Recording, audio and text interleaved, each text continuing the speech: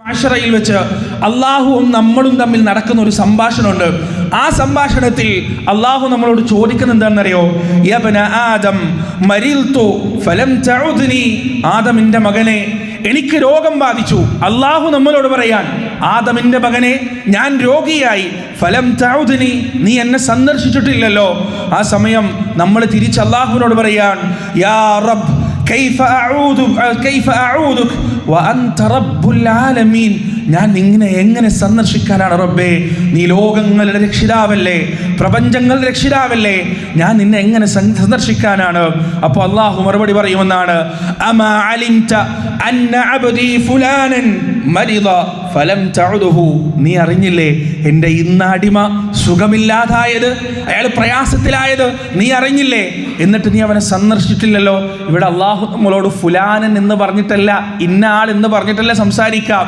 ഖാദറിന് രോഗം വന്നപ്പോ, മുഹമ്മദിന് രോഗം വന്നപ്പോ, ഔക്കറിന് രോഗം വന്നപ്പോ, ആയിഷാക്ക് രോഗം വന്നപ്പോ, ഖദീജാക്ക് രോഗം വന്നപ്പോ എന്തുകൊണ്ട് നീ സന്ദർശിച്ചില്ല? എന്നുകൊണ്ട് അവരെ കാണാൻ നീ പോയില്ല എന്ന് അള്ളാഹു ചോദിക്കും. എന്നിട്ട് അള്ളാഹു പറയാണ്, അമാ അലിംത അന്നക ലൗ ഉസ്തഹു ലൗ വജദ്തനി ഇൻദഹു. നീ അവനെ അല്ലെങ്കിൽ അവളെ സന്ദർശിച്ചിരുന്നെങ്കിൽ നിനക്ക് എന്നെ അവിടെ കാണാമായിരുന്നു എന്ന് നിനക്കറിയില്ലേ, എന്ന് നീ മനസ്സിലാക്കിയിട്ടില്ലേ എന്ന് അള്ളാഹു സുബ്ഹാനഹു വ തആല നമ്മളോട് ചോദിക്കുമെന്നാണ്. പ്രിയപ്പെട്ടവരെ, ഒരാൾ രോഗിയായി കഴിഞ്ഞാൽ അയാളോട് നമുക്ക് ബാധ്യതയുണ്ട്. അയാളെ സന്ദർശിക്കുക എന്നൊരു മുസ്ലിമിന് മറ്റൊരു മുസ്ലിമിനോടുള്ള ബാധ്യതയാണ്. അയാളെ പരിചരിക്കുക എന്നത് ഒരു മുസ്ലിമിന് മറ്റൊരു മുസ്ലിമിനോടുള്ള ബാധ്യതയാണ്. പ്രിയപ്പെട്ടവരെ, 4 രീതിയിലാണ് രോഗിയായി കടന്നു പോകുന്ന ഒരു മനുഷ്യനെ നമുക്ക് സാന്ത്വനിപ്പിക്കാൻ കഴിയുക, നമുക്ക് സമാധാനിപ്പിക്കാൻ കഴിയുക.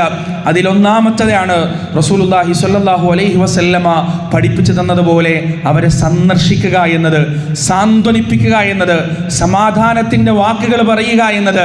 അവിടെ പോയിട്ട് നമ്മുടെ വക കുറേ ഡയലോഗ് അടിക്കുക എന്നുള്ളതല്ല. അവിടെ പോയിട്ട് ചില ആളുകളൊക്കെ പറയും, ഇതിനേക്കാൾ വലുതെന്തോ വരാനിരുന്നതായിരിക്കും എന്നൊക്കെ പറഞ്ഞിട്ട് വളരെ നെഗറ്റീവായ കമൻറ്റുകൾ അടിക്കുന്ന ആളുകളുണ്ട്. അങ്ങനെയല്ല. അവർക്ക് എന്താണ് റസൂൽ പറയാൻ പഠിപ്പിച്ചത്? ലാ ബഅസ തഹൂറൻ ഇൻഷാ അല്ലാഹ്.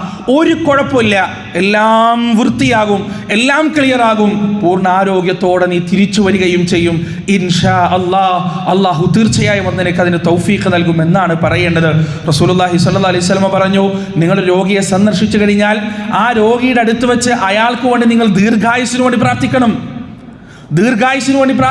പ്രവാചകൻ പറഞ്ഞു, ഒരുപക്ഷെ നിങ്ങളുടെ ദുആ കൊണ്ട് അയാളുടെ ആയുസ്സൊന്നും മാറിയെന്ന് വരില്ല, പക്ഷേ അയാളുടെ മനസ്സിൽ വലിയ സമാധാനവും ശാന്തിയും ഉണ്ടാകും നിങ്ങളുടെ വാക്കുകൊണ്ട്. അതുകൊണ്ട് സമാധാനിപ്പിക്കുന്ന വാക്കുകൾ പറഞ്ഞ് അവരെ സന്ദർശിക്കുക എന്നതാണ് ഒന്നാമതായി അവർക്ക് വേണ്ടി നമുക്ക് ചെയ്യാൻ കഴിയുന്ന കാര്യം. രണ്ടാമതായി നാം അവരെ അറിയിക്കേണ്ടത് സ്പർശനത്തിലൂടെ നാം അവരോടൊപ്പമുണ്ട് എന്ന ഒരു ചിന്ത അവരുടെ മനസ്സിലുണ്ടാക്കണം. മനഃശാസ്ത്രത്തിൽ ഏറ്റവും കൂടുതൽ സ്വാധീനമുള്ള മനഃശാസ്ത്രജ്ഞന്മാർ പറഞ്ഞു റസൂലുള്ളാഹി പഠിപ്പിച്ചതും അതാണ്. അല്ലാഹുമ്മ റബ്ബന്നാസി അദ്ഹിബിൽ ബഅസ ഇശ്ഫി അൻത ശാഫി ലാ ശിഫാഅ ഇല്ലാ ശിഫാഉക ശിഫാഅൻ ലാ യുഗാദിറു സഖമ എന്ന പ്രാർത്ഥന പറയുമ്പോൾ പ്രവാചകൻ നെറ്റിത്തടത്തിൽ കൈവച്ചുകൊണ്ടാണ് പലപ്പോഴും പ്രാർത്ഥിച്ചത്. അതിന് വലിയ സ്വാധീനമുണ്ട്. നമ്മൾ അയാളുടെ നെറ്റിത്തടത്തിലേക്ക് കൈവെക്കുമ്പോൾ, അല്ലെങ്കിൽ അയാളുടെ തലയിൽ തലോടുമ്പോൾ, അല്ലെങ്കിൽ ആ മനുഷ്യൻ്റെ കൈകൾ ഇങ്ങനെ ചേർത്ത് പിടിച്ചിട്ട് അയാൾക്ക് വേണ്ടി പ്രാർത്ഥിക്കുമ്പോൾ നമ്മൾ പറയാതെ അയാൾക്ക് നമ്മൾ മനസ്സിൽ നിന്ന് മനസ്സിലേക്ക്, ഹൃദയത്തിൽ നിന്ന് ഹൃദയത്തിലേക്ക് കൈമാറുന്ന ചില സന്ദേശങ്ങളുണ്ട്. ഞാനുണ്ട് നിന്റെ കൂടെ, ഞാൻ നിന്നോടൊപ്പമുണ്ട്, എനിക്ക് നിന്നെ ഇഷ്ടമാണ്, എനിക്ക് നിന്നെ സ്നേഹമാണ്, ഞാൻ നിന്നെ കൈവിടില്ല എന്നൊക്കെയുള്ള സന്ദേശങ്ങൾ ആ മനുഷ്യനോട് നമ്മൾ പറയാതെ പറയുകയാണ്. പ്രിയപ്പെട്ടവരെ, ആ സ്പർശനത്തിലൂടെ അത്തരത്തിലുള്ള ഉപദേശങ്ങളും അത്തരത്തിലുള്ള സാന്ത്വനങ്ങളും നൽകാൻ നമുക്ക് സാധിക്കണം. റസൂലുള്ളാഹി സ്വല്ലല്ലാഹു അലൈഹി വസല്ലമ പ്രായം കുറഞ്ഞ തൻ്റെ അനുയായികൾക്ക് ഉപദേശം നൽകിയത് എങ്ങനെയാണ്? തോളത്ത് കൈവച്ചിട്ട്, അതുപോലെ തന്നെ പിറകിൽ നിന്ന് കെട്ടിപ്പിടിച്ചിട്ട്, നെഞ്ചോട് ചേർത്ത് പിടിച്ചിട്ട്. ഇബ്നു ഉമർ റളിയല്ലാഹു അൻഹുവിനെ പോലെ, ഇബ്നു അബ്ബാസിനെ, ഇബ്നു മസ്ഊദിനെ, ഇതുപോലെയുള്ള മഹാരഥന്മാരായ ചിന്തകന്മാരെയും പണ്ഡിതന്മാരെയും അല്ലാഹുവിൻ്റെ റസൂൽ വാർത്തെടുത്തത് എങ്ങനെയാണെന്നറിയോ? അവരെ സ്പർശിച്ചുകൊണ്ട് ഉപദേശിച്ചിട്ടാണ്, അവരുടെ കൈകളിൽ പിടിച്ചുകൊണ്ട് ഉപദേശിച്ചിട്ടാണ്. അതിന് വലിയ സ്വാധീനമുണ്ട്. ഒരാളോട് നമുക്ക് എന്തെങ്കിലും ഒരു കാര്യം പറയണമെന്നുണ്ടാകുമ്പോൾ അയാളുടെ കൈ പിടിച്ച് ആ കൈ നെഞ്ചത്തോട് ചേർത്ത് വെച്ചിട്ട് കണ്ണുകളിലേക്ക് നോക്കി സംസാരിക്കുന്നതിന് വലിയ പ്രത്യേകതയുണ്ട്, വലിയ വ്യത്യാസവുമുണ്ട്. ഒരു രോഗിയെ നാം സന്ദർശിക്കാൻ പോകുമ്പോൾ അയാളുടെ നെറ്റിയിലേക്ക് പ്രായമുള്ളവരാണെങ്കിൽ ഒന്ന് ചുംബിക്കാൻ നമ്മൾ എന്തിനു മടി കാണിക്കണം പ്രിയപ്പെട്ടവരെ? ഒന്ന് തലോടാൻ നമ്മൾ എന്തിനു മടി കാണിക്കണം? ആ കൈകളൊന്ന് ചേർത്ത് പിടിക്കാൻ നമ്മൾ എന്തിനു മടി കാണിക്കണം? ആ കാലുകളിൽ ഒന്ന് തടവിക്കൊടുക്കാൻ നമ്മൾ എന്തിനു മടി കാണിക്കണം? അതവരുടെ മനസ്സുകളിൽ നൽകുന്ന സാന്ത്വനവും സമാധാനവും ചെറുതല്ല എന്ന് നമ്മൾ മനസ്സിലാക്കുക. മൂന്നാമതായി, രോഗിക്ക് വേണ്ടി നമുക്ക് ചെയ്യാൻ കഴിയുക അവർക്ക് ഈ ദുനിയാവിൻ്റെ നശ്വരതയെക്കുറിച്ച് പറഞ്ഞു കൊടുക്കലാണ്. ഈ ദുനിയാവിൽ എന്തൊക്കെ പ്രയാസങ്ങൾ ഉണ്ടായാലും ആ പ്രയാസങ്ങളെല്ലാം അവസാനിക്കുന്നതാണ് എന്നവരെ ബോധ്യപ്പെടുത്തലാണ്. എന്നിട്ട് രോഗികൾ അനുഭവിക്കാൻ പോകുന്ന സ്വർഗത്തിലെ വലിയ പദവികളെക്കുറിച്ച് അവർക്ക് പറഞ്ഞു കൊടുക്കുക എന്നതാണ് അവർക്ക് ചെയ്യാൻ കഴിയുന്ന ഏറ്റവും വലിയ കാര്യം. ഈ ഒരു കാര്യം എഫക്റ്റീവ് ആവണമെന്നുണ്ടെങ്കിൽ, ഇത് വർക്ക് ആവണമെന്നുണ്ടെങ്കിൽ അവരുടെ മനസ്സിൽ ഈമാൻ വേണം. പ്രിയപ്പെട്ടവരെ, എൻ്റെ ജീവിതത്തിൽ വ്യക്തിപരമായി ഞാൻ അനുഭവിച്ച ഏറ്റവും വലിയ സമാധാനം ഒരു രോഗാവസ്ഥയിലായിരുന്നപ്പോൾ, മാനസികമായി തളർന്നിരുന്ന സമയത്ത് എൻ്റെ ഒരു സുഹൃത്ത് സ്വർഗത്തിലുള്ള സ്വർഗത്തെക്കുറിച്ച് റസൂലുള്ളാഹി സ്വല്ലല്ലാഹി അലൈഹി വസല്ലം പറഞ്ഞൊരു ഹദീസാണ് ഏറ്റവും കൂടുതൽ എനിക്ക് സാന്ത്വനം നൽകിയത്, ഏറ്റവും കൂടുതൽ സമാധാനം നൽകിയത്. ഇവിടെ ഇരിക്കുന്ന വിശ്വാസികളിൽ പല ആളുകൾക്കും ആ ഹദീസ് എന്താണ്?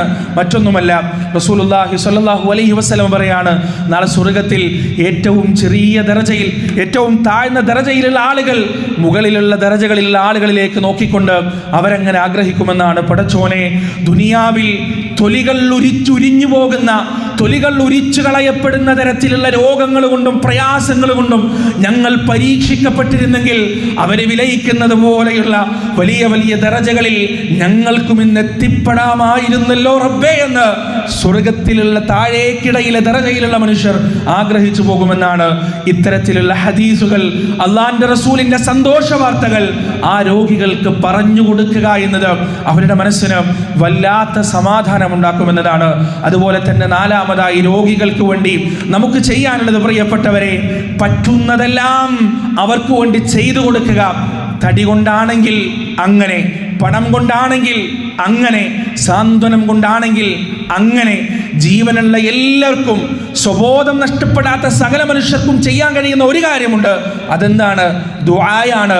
ആത്മാർത്ഥമായി അവരുടെ മുന്നിൽ വെച്ച് മാത്രമല്ല, റബ്ബേ എൻ്റെ സഹോദരന് ശിഫയാക്കി കൊടുക്കണേ, റബ്ബേ എൻ്റെ സഹോദരന് ശമനം നൽകണേ എന്ന ആത്മാർത്ഥമായ പ്രാർത്ഥനയാണ് അവർക്ക് വേണ്ടി നമുക്ക് ചെയ്യാൻ കഴിയുന്ന ഏറ്റവും വലിയ കാര്യം.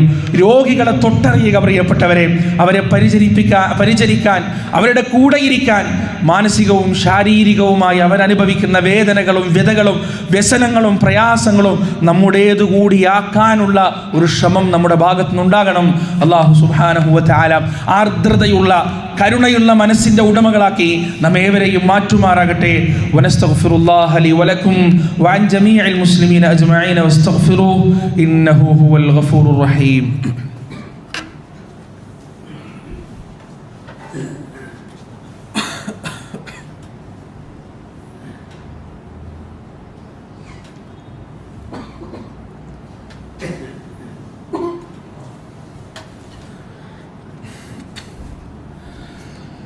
بسم الله الرحمن الرحيم الحمد لله رب العالمين الصلاة والسلام على رسول الأمين وعلى آله وأصحابه أجمعين أما بعد يا أيها الذين آمنوا اتقوا الله حق تقاته ولا تموتن إلا وأنتم مسلمون.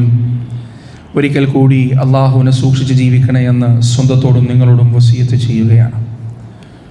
പ്രിയപ്പെട്ടവരെ, ജനുവരി 15 കേരളത്തിലെ പെയിൻ ആൻഡ് പാലിയേറ്റീവ് കെയർ അവരുടെ ദിവസമായി കൊണ്ടാടുന്ന, അവരുടെ ദിവസമായി നമുക്ക് പരിചയപ്പെടുത്തുന്ന ഒരു ദിവസമാണ്. ഇതൊന്നും ഏതെങ്കിലും സമൂഹത്തിലെ വളരെ ചുരുക്കം ചില ആളുകളുടെ, ചില നഴ്സുമാരുടെ, ചില ഡോക്ടർമാരുടെ പ്രവർത്തനമായിട്ട് നമ്മൾ കണക്ക് കൂട്ടരുത്. നമ്മുടെ എല്ലാം ബാധ്യതയാണ്. ഈ പറയുന്ന വേദനകളും പ്രയാസങ്ങളും അനുഭവിക്കുന്ന മനുഷ്യർ അവരുടെ ഏറ്റെടുക്കുക എന്നത്, അവരുടെ പ്രയാസം ദൂരീകരിക്കുക എന്നത്, അവരുടെ കണ്ണീരൊപ്പുക എന്നത് എൻ്റെയും നിങ്ങളുടെയും കൂടി ബാധ്യതയാണ്. പ്രിയപ്പെട്ടവരെ, ഇത്തരം പ്രവർത്തനങ്ങളിൽ ഇറങ്ങുന്ന ഒരു സഹോദരൻ്റെ ഒരു അനുഭവം ഞാൻ ഓർക്കുകയാണ്. വളരെ പ്രയാസപ്പെടുത്തുന്ന, നമ്മൾ കേട്ടാൽ ഒരുപക്ഷെ നമ്മൾ കരഞ്ഞു പോകുന്ന ഒരു അനുഭവം. അദ്ദേഹം ഇതുപോലെ ക്യാൻസർ ബാധിച്ച് അങ്ങേയറ്റം പ്രയാസത്തിലും ദുരിതത്തിലും കിടക്കുന്ന ഒരു മനുഷ്യൻ. അയാൾക്ക് സ്വന്തമായി ജോലി ചെയ്യാൻ കഴിയില്ല. നാട്ടുകാരും വീട്ടുകാരും മഹല്ല് കമ്മിറ്റിയൊക്കെ ഏകദേശം ഉപേക്ഷിച്ച പോലെയായി മരണത്തെ കാത്ത് കിടക്കാൻ. അദ്ദേഹത്തിൻ്റെ അടുത്ത് പോയി അദ്ദേഹത്തിൻ്റെ മുറിവിലും അദ്ദേഹത്തിൻ്റെ പുണ്ണിലുമെല്ലാം ഡ്രസ്സ് ചെയ്തു, അദ്ദേഹത്തെ ശുശ്രൂഷിച്ചു, അദ്ദേഹത്തെ സാന്ത്വനിപ്പിച്ചു, അദ്ദേഹത്തിന് വേണ്ടുന്നതെല്ലാം നൽകി. ഈ സുഹൃത്ത് അവിടുന്ന് ഇങ്ങനെ തിരിച്ചു വരുമ്പോൾ, ആ വീട്ടിൽ നിന്ന് ഇങ്ങനെ തിരിച്ചിറങ്ങുമ്പോൾ അയാൾ തൻ്റെ തലയിണയുടെ അടിയിൽ നിന്ന് ഒരു മരുന്നിൻ്റെ കുപ്പി എടുത്തിട്ട് പറഞ്ഞു, ഇതും കൂടി നിങ്ങൾ കൊണ്ടുപോയിക്കോ എന്ന് പറഞ്ഞു. അത്ഭുതത്തോടെ ഈ സഹോദരൻ തിരിച്ചു വന്നിട്ട് ആ കുപ്പി എടുത്തു. അതൊരു പഴയ മരുന്നിൻ്റെ കുപ്പിയാണ്. അതിലെന്താണെന്ന് ചോദിച്ചു. അപ്പോൾ ഈ രോഗി പറഞ്ഞു, ഇന്ന് രാത്രി കഴിക്കുന്നതിന് വേണ്ടി ഞാൻ എടുത്തു വച്ച വിഷമാണ്, കീടനാശിനിയാണ്. എനിക്ക് ഈ ജീവിതം മടുത്തിരുന്നു. ആരും പരിഗണിക്കാനില്ല, ആരും നോക്കാനില്ല, എല്ലാവർക്കും ഞാൻ ഭാരമായി മാറി. പക്ഷേ നിങ്ങളിവിടെ വന്ന് എന്നെ ഇങ്ങനെ ശുശ്രൂഷിച്ച്, എന്നോട് സംസാരിച്ച്, എൻ്റെ വേദനകൾ കേട്ട്, എൻ്റെ പ്രയാസങ്ങൾ കേട്ട് നിങ്ങളെന്നെ ഇങ്ങനെ പരിചരിച്ചപ്പോൾ ജീവിക്കാൻ ഇനിയും കൊതി തോന്നുന്നു, മരിക്കണ്ട എന്ന് തോന്നുന്നു. അതുകൊണ്ട് നിങ്ങളിത് കൊണ്ടുപോയിക്കോളൂ. ഇവിടെ വെച്ച് കഴിഞ്ഞാൽ ഒരു പക്ഷേ വീണ്ടും ഞാനതെടുത്ത് കഴിച്ചേക്കാം എന്ന് ആ മനുഷ്യൻ കണ്ണീരോടുകൂടി പറഞ്ഞു. എന്നാൽ പ്രിയപ്പെട്ടവരെ, ഇത്തരം ആതുര ശുശ്രൂഷ രംഗങ്ങളിൽ പ്രവർത്തിക്കുന്ന മനുഷ്യരോട് നമ്മളൊന്ന് ചോദിച്ചു കഴിഞ്ഞാൽ ഇതുപോലെയുള്ള നൂറുകണക്കിന് കഥകൾ അവർക്ക് നമ്മോട് പറയാനുണ്ടാവും. പ്രിയപ്പെട്ടവരെ, അവരുടെ മാത്രം ബാധ്യതയല്ല അത്, നമ്മുടെ കൂടി ബാധ്യതയാണ്. നാം കൂടി ചെയ്യേണ്ടതാണ്, നാം കൂടി പ്രവർത്തിക്കേണ്ടതാണ്. ഇത് റസൂലുള്ളാഹി സ്വല്ലല്ലാഹു അലൈഹി വസല്ലമയും സ്വഹാബത്തും കാണിച്ചു തന്ന മാതൃകയാണ്. പ്രവാചകൻ സ്വല്ലല്ലാഹു അലൈഹി വസല്ലമയുടെ ഉത്തമ അനുയായി അബൂബക്കർ സിദ്ദീഖ് റളിയല്ലാഹു അൻഹു, അദ്ദേഹം തൻ്റെ ഭരണകാലത്ത് ഖലീഫയായി പ്രവർത്തിക്കുമ്പോൾ, ഉന്നതാധികാരിയായി പ്രവർത്തിക്കുമ്പോൾ അദ്ദേഹത്തിൻ്റെ രഹസ്യമായ ചില സന്ദർശനങ്ങളെക്കുറിച്ച് ചില സഹാബികൾക്ക് വിവരം കിട്ടുകയാണ്. അങ്ങനെ ഒരു സഹാബി അബൂബക്കർ സിദ്ദീഖിനെ പിന്തുടർന്നു കൊണ്ടുപോയി. അങ്ങനെ അബൂബക്കർ സിദ്ദീഖിനെ പിന്തുടർന്നു കൊണ്ട് പോയപ്പോൾ എത്തിയത് ഒരു ചെറിയ ചെറ്റക്കുടിലാണ്. അദ്ദേഹം അവിടേക്ക് കടന്നു. കുറച്ച് നേരം കഴിഞ്ഞപ്പോൾ തിരിച്ചിറങ്ങി. ആ വീടിൻ്റെ ഉള്ളിലേക്ക് ഇവർ പോയപ്പോൾ ഇവർക്ക് കാണാൻ സാധിച്ചത് എഴുന്നേൽക്കാൻ കഴിയാത്ത, സ്വന്തം പ്രാഥമിക ആവശ്യങ്ങൾ പോലും സ്വന്തമായി നിർവഹിക്കാൻ കഴിയാത്ത, കൈകാലുകൾ തളർന്നു പോയ, കണ്ണിന് കാഴ്ചയില്ലാത്ത, തൊലികൾ ചുക്കിച്ചുളിഞ്ഞ, സംസാരിക്കാൻ പോലും കഴിയാത്ത വൃദ്ധയായ ഒരു മാതാവിനെയാണ്. അബൂബക്കർ സിദ്ദീഖ് റളിയല്ലാഹു അൻഹു അങ്ങോട്ട് വന്നത് എന്തിനാണെന്നറിയോ? ആ ഉമ്മാനെ പരിചരിക്കുന്നതിന് വേണ്ടിയാണ്. വെറും പരിചരണമല്ല. ആ വൃദ്ധയായ സ്ത്രീ തൻ്റെ ആരുമല്ലാത്ത, തൻ്റെ ഉമ്മയാണോ, ഉമ്മുമ്മയാണോ, കുടുംബക്കാരിയാണോ, പെങ്ങളാണോ, ആരുമല്ല. ഇനി അവരെ നോക്കിയിട്ടില്ലെങ്കിൽ, പരിചരിച്ചിട്ടില്ലെങ്കിൽ ആരും തന്നോട് ചോദിക്കാൻ പോകുന്നില്ല. പരിചരിച്ചു എന്ന് വിചാരിച്ചിട്ട് ആരും തന്നെ അഭിനന്ദിക്കാനും ആശീർവദിക്കാനും പോകുന്നില്ല. ആരും കാണാതെ, ആരും അറിയാതെ, അള്ളാഹുവിൻ്റെ തൃപ്തി മാത്രം ഉദ്ദേശിച്ചുകൊണ്ട് രാത്രിയും പകലും ആ ചെറ്റക്കുടിലേക്ക് തലകുനിച്ച് കയറി വന്ന് ആ വൃദ്ധമാതാവിൻ്റെ, ആ ഉമ്മയുടെ മാലിന്യങ്ങൾ മുഴുവനും വൃത്തിയാക്കി, അവരുടെ മൂത്രവും കാഷ്ടവും വരെ സ്വന്തം കൈകൾ കൊണ്ട് വൃത്തിയാക്കി, അവർക്ക് ആവശ്യമുള്ള ഭക്ഷണം വായിലേക്ക് വെച്ചുകൊടുത്ത് മാതൃക കാണിച്ചു തന്ന നമ്മുടെ മുൻഗാമിയായ അബൂബക്കർ സിദ്ദീഖ് റളിയല്ലാഹു അൻഹു. പ്രിയപ്പെട്ടവരെ, ഒരുപാട് സ്വഹാബിമാർ ഇത്തരത്തിലുള്ള പ്രവർത്തനങ്ങൾ കാഴ്ചവെച്ചതായി നമുക്ക് കാണാൻ കഴിയും. ഇതെന്തിനു വേണ്ടിയാണ് നമ്മൾ ചെയ്യുന്നത്? പബ്ലിസിറ്റിക്ക് വേണ്ടിയല്ല. ഞാൻ ഇന്നിന്ന കാര്യങ്ങൾ ഇന്നിന്ന സ്ഥലത്തൊക്കെ ചെയ്തിട്ടുണ്ട്, ഞാൻ ഇത്ര പ്രവർത്തനങ്ങൾ ചെയ്തിട്ടുണ്ട്, എൻ്റെ സംഘടന ഇന്നിന്ന പ്രവർത്തനം വേണ്ട. അതെന്തിനാണ് പ്രിയപ്പെട്ടവരെ? മുസ്ലിം ഉമ്മത്ത് ഓരോ പ്രവർത്തനങ്ങൾ ചെയ്യുമ്പോഴും അതിൻ്റെ പിന്നിലുള്ള ചേതോ വികാരം എന്തായിരിക്കണമെന്ന് പരിശുദ്ധ ഖുർആൻ നമുക്ക് വ്യക്തമായി പറഞ്ഞു തന്നിട്ടുണ്ട്. എന്താണത്? ഇന്നമാ നുത്ഇമുക്കും ലിവജ്ഹില്ലാഹ് ലാ നുരീദു മിൻകും ജസാഅൻ വലാ ശുകൂറാ ഇന്നാ നഖാഫു മിർ റബ്ബിനാ യൗമൻ അബൂസൻ ഖംതരീറാ. ഞങ്ങൾ നിങ്ങൾക്ക് എന്തെങ്കിലും ചെയ്യുന്നുണ്ടെങ്കിൽ അത് നിങ്ങളുടെ ഒരു നന്ദി വാക്കോ, നിങ്ങളുടെ ഒരു പ്രത്യുപകാരമോ, നിങ്ങളുടെ അംഗീകാരമോ അഭിനന്ദനമോ ആശിച്ചിട്ടോ ആഗ്രഹിച്ചിട്ടോ അല്ല, മറിച്ച് അള്ളാഹുവിൻ്റെ തൃപ്തിക്ക് വേണ്ടി മാത്രമല്ല മുഖം കരിഞ്ഞു പോകുന്ന ഒരു ദിവസത്തെ ഞങ്ങൾ ഭയപ്പെടുകയും ചെയ്യുന്നു, പേടിക്കുകയും ചെയ്യുന്നു എന്ന് ആ മനുഷ്യർ പ്രതികരിക്കുകയും പറയുകയും ചെയ്യുമെന്നാണ്. അതുകൊണ്ട് തന്നെ പ്രിയപ്പെട്ടവരെ, ഇത്തരം സംഘങ്ങളിലും സംഘടനകളിലും ഉൾക്കൊള്ളുക. ജീവിതത്തിൽ ഒഴിവുള്ള ഏതെങ്കിലും ഒരു സമയം, കുറേ യുവാക്കളുണ്ടല്ലോ ഇവിടെ, എത്ര യുവാക്കളുണ്ട് പ്രിയപ്പെട്ടവരെ. നിങ്ങൾക്ക് ആരോഗ്യമുണ്ട്, ആവശ്യത്തിന് ഒഴിവ് സമയവും ഉണ്ടാകും. നിങ്ങളുടെ നാട്ടിൽ പ്രവർത്തിക്കുന്ന, ഇവിടെ വാരത്താണെങ്കിൽ CS സെൻ്റർ ഉണ്ട്, അതുപോലെ നിങ്ങളുടെ നാട്ടിൽ ഇതുപോലെ പാവപ്പെട്ടവർക്ക് വേണ്ടി, രോഗികൾക്ക് വേണ്ടി പ്രവർത്തിക്കുന്ന ആതുര ശുശ്രൂഷ സേവകരുണ്ടെങ്കിൽ അവരോട് കൈകോർക്കുക, അവരോടൊപ്പം പ്രവർത്തിക്കുക.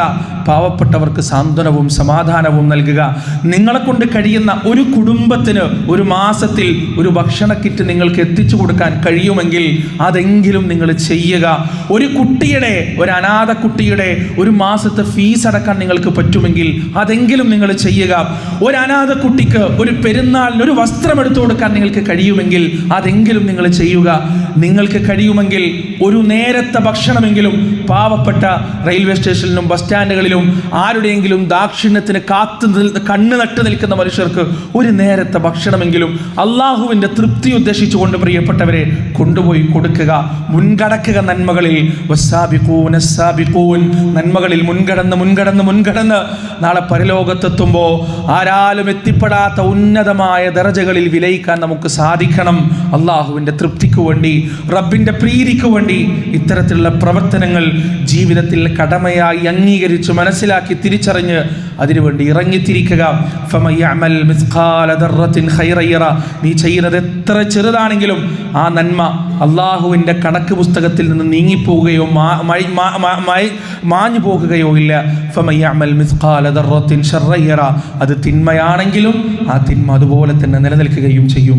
അള്ളാഹു കാത്തുരക്ഷിക്കട്ടെ. നന്മയുടെ വിഷയത്തിൽ, മഗ്ഫിറത്തിന്റെ വിഷയത്തിൽ, അള്ളാഹുവിൻ്റെ റഹ്മത്തിന് വേണ്ടി ആർത്തിയോടെ ഓടിയെടുക്കുന്ന, നന്മകൾക്ക് മുന്നിൽ മത്സരിച്ച് മുന്നേറുന്ന, പാവങ്ങളുടെ വേദന സ്വന്തം വേദനയായി കാണാൻ കഴിയുന്ന രോഗികളും ക്യാൻസർ രോഗികളും അതുപോലെ ക്രോണിക് ഇൽനെസ് ഉള്ള ആളുകളും അനുഭവിക്കുന്ന വേദനകൾ ഹൃദയത്തിൻ്റെ ഉള്ളിൽ തൊട്ടറിയാൻ കഴിയുന്ന നല്ല മനുഷ്യരായി, പ്രവാചകന്റെ ഉത്തമ അനുയായികളായി ജീവിക്കാൻ അള്ളാഹു സുബ്ഹാനഹു വ തആല നമുക്ക് ഏവർക്കും തൗഫീഖ് നൽകുമാറാകട്ടെ.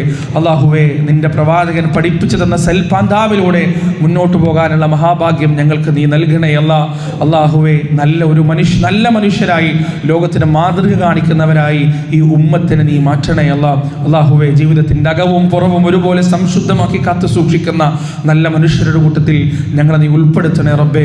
അല്ലാഹുമ്മ ഗ്ഫിർ ലിൽ മുഅ്മിനീന വൽ മുഅ്മിനാത്ത് വൽ മുസ്ലിമീന വൽ മുസ്ലിമാത്ത് അൽ അഹ്യാഇ മിൻഹും വൽ അംവാത്ത് ഇന്നക മുജീബുദ് ദഅവാതി യാ ഖാദിയൽ ഹാജാത്ത്. അല്ലാഹുമ്മ ഹരിരിൽ മസ്ജിദൽ അഖ്സാ മിനൽ യഹൂദിൽ ളാലിമീൻ അൽ ഹാസിദീൻ യാ റബ്ബൽ ആലമീൻ. അല്ലാഹുമ്മ റബ്ബനാ ആതിനാ ഫിദ് ദുനിയ ഹസന വഫിൽ ആഖിറതി ഹസനത വഖിനാ അദാബൻ നാർ. റബ്ബനാ തഖബ്ബൽ മിന്നാ ഇന്നക അൻതസ് സമീഉൽ അലീം വതുബ് അലൈനാ ഇന്നക അൻതത് തവ്വാബുർ റഹീം. വസല്ലല്ലാഹു അലാ നബിയിനാ മുഹമ്മദ് വഅലാ ആലിഹി വഅസ്ഹാബിഹി വമൻ തബിഅഹും ബിഇഹ്സാനിൻ ഇലാ യൗമിദ്ദീൻ.